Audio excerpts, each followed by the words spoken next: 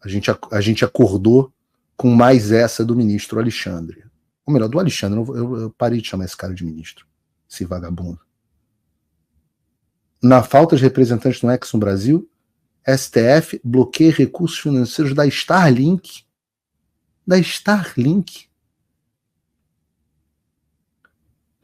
E aí a tese, não dá nem mais para chamar esse troço de tese, mas o que ele rabiscou no papel foi que existe um grupo econômico debaixo do Elon Musk. E o X e Starlink são do mesmo grupo econômico, duas empresas teoricamente de propriedade do Elon Musk. E aí, para você de casa entender se essa decisão é correta ou não, precisa entender o que diabo é esse negócio de grupo econômico. E eu não vou falar de achismo. Você pode procurar a legislação e a jurisprudência dos tribunais brasileiros sobre o grupo econômico. Então, a legislação brasileira diz que a responsabilidade solidária entre as empresas, ou seja, a ideia de que uma empresa pode ser responsabilizada pelos atos da outra empresa, não é algo presumido. É algo para casos específicos previstos em lei, como está lá no artigo 2º, inciso 2º, da CLT, que fala de grupos econômicos ou em casos específicos. E o que diz? Para que um grupo econômico exista, para que você tenha essa caracterização, você precisa que uma ou mais empresas, mesmo que elas tenham personalidades jurídicas distintas, estejam sob a direção, controle ou administração da outra empresa. Então, a simples identidade dos sócios entre as empresas, como no caso do Elon Musk, não é suficiente para você estabelecer a responsabilidade. Então, você tem uma jurisprudência clara. Você precisa mostrar um interesse integrado, uma comunhão de interesse e uma atuação conjunta. E você tem os tribunais brasileiros, o TRT 9, tem falado sobre isso. Que a mera identidade dos sócios não configura grupo econômico. Você tem decisão do Tribunal de Justiça do Paraná, que reforça, para você caracterizar um grupo econômico, as empresas têm que apresentar o que eles chamam de similitude de objetivos sociais, atuação conjunta e confusão patrimonial. Sem isso, não tem base legal. Então, você penalizar a Starlink pelas ações do X não é uma decisão só juridicamente insana, mas totalmente desconectada da legislação e da jurisprudência brasileira, e um bunda-lelê jurídico que tem efeitos na aplicação da lei no Brasil inteiro. Porque a gente está acostumado a ver isso no STF, mas lembra o que eu disse. Se o STF decide assim, agora vai ter intimação por rede social via tweet. E também vai ter desconsideração de pessoa jurídica com base em nada. Se fulano é sócio... E isso já acontece em alguns tribunais inferiores. Mas agora está ratificado pelo Supremo Tribunal Federal. Opa, desculpe interromper o seu vídeo, mas desde 2022 eu continuo com as contas bloqueadas e o passaporte cancelado pelo Xandão. Se você aprecia o meu trabalho e tudo que eu faço pela liberdade de expressão, tem um lugar onde você pode se tornar meu apoiador com uma pequena quantia por mês. Acesse www.paulofigueiredoshow.com e torne-se meu apoiador, e aí você vai receber conteúdos exclusivos e desconto nos meus cursos. Ou então você pode se tornar meu patrono Gold e passar a me pautar, tem reuniões comigo, você entra para o meu grupo de WhatsApp, que eu uso sempre. O link para tudo isso está aí na descrição. Porque você pensa, o X e o Starlink estão sob direção ou administração uma da outra? O X comanda ou administra o Starlink? Não. Tem atuação conjunta? Absolutamente não. Uma empresa Starlink é uma subsidiária da SpaceX. Uma empresa de lançamento de foguete, não tem nada a ver com rede social. A estrutura administrativa de uma é compartilhada com a outra? Não. Então a única coisa que levou o Alexandre a tomar essa decisão ilegal foi o fato do X ser dono das duas empresas. Até da Receita Federal você tem instrução normativa que diz que isso é insuficiente. Então você pensa, o que piora muito a situação. O Starlink a Starlink, né, é uma subsidiária. Para quem não sabe, Starlink é a empresa do Elon Musk que lança satélites pelo mundo inteiro e que oferece internet por satélite.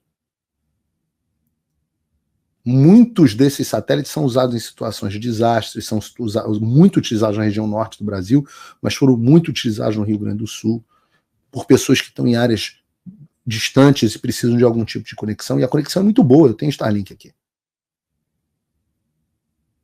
Muito boa. E você pode estar nos cafundós do brejo que você tem internet, que é coisa mais... Né, porque a internet é essencial para as pessoas. Que é coisa mais democratizante que isso? Só que o Starlink é uma subsidiária de uma outra empresa que se chama SpaceX, que hoje é responsável por 95% dos satélites, do lançamento de satélites do mundo.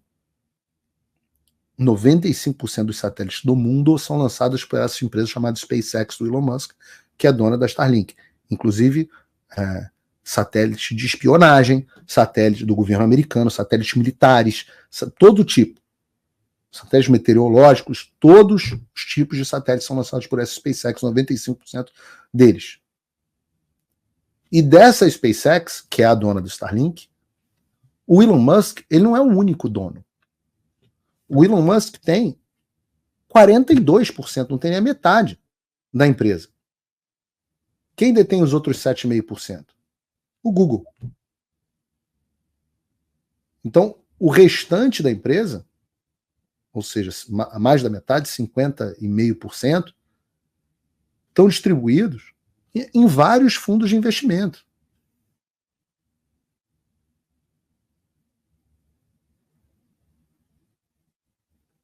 Vários fundos de investimento.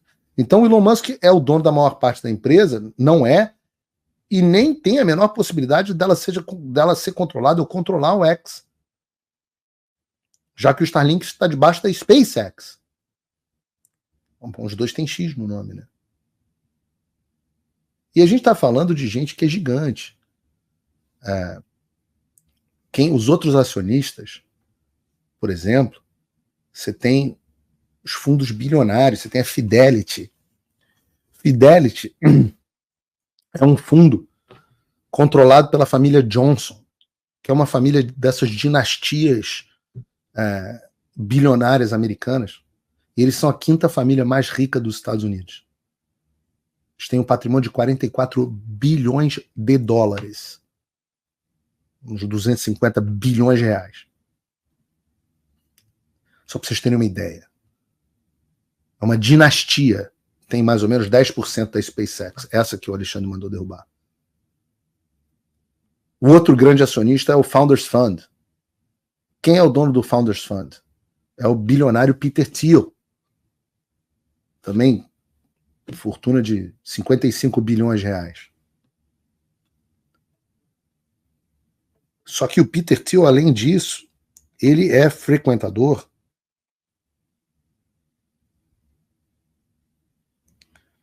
que interessante. Acabei de receber mensagem da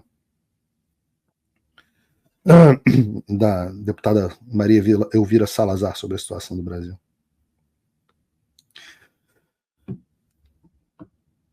O Peter Thiel, voltando ao Peter Thiel, o Peter Thiel é frequentador das reuniões dos Bilderberg. Os Bilderberg. Se você não sabe o que é reunião dos Bilderberg, você entra no Google e bota a reunião dos Bilderberg. Esse é um troço mais assustador que você tem no mundo.